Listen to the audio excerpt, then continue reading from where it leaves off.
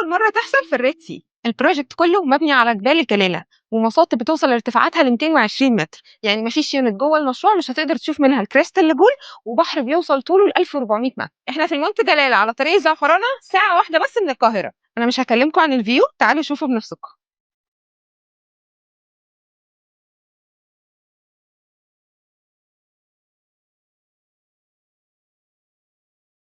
وزي ما انتم شايفين 50% من الكومباوند اوريدي ساكن وعايش.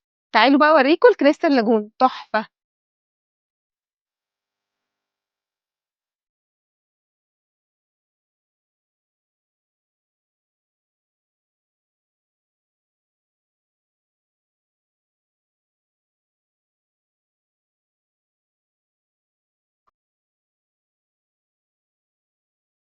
إحنا اتكلمنا قبل كده كتير عن المنتج الليلي، تعالوا بقى المرة دي أقول لكم إيه المختلف. إحنا نازلين ب9 towers ارتفاعهم فوق سطح البحر 50 متر، يعني الفيو بتاعك هيبقى البحر كله.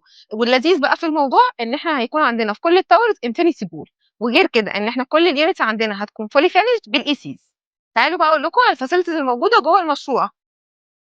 المشروع كله مميزات، عندنا من أول المارينا بطول البحر كله كلها كوميرشال اريا وكافيهات ومطاعم، واحنا كنا مفتقدين ده بشكل كبير جدا في العين السخنة. أما بقى بالنسبة للناس اللي عندها تخوف شوية من الأبراج، فاحنا عندنا يونتس في المشروع عبارة عن أرضي ودورين، دي كلها دايركت على المارينا. لو عايز تعرف تفاصيل أكتر سيب لنا كومنت أو ابعت لنا مسج.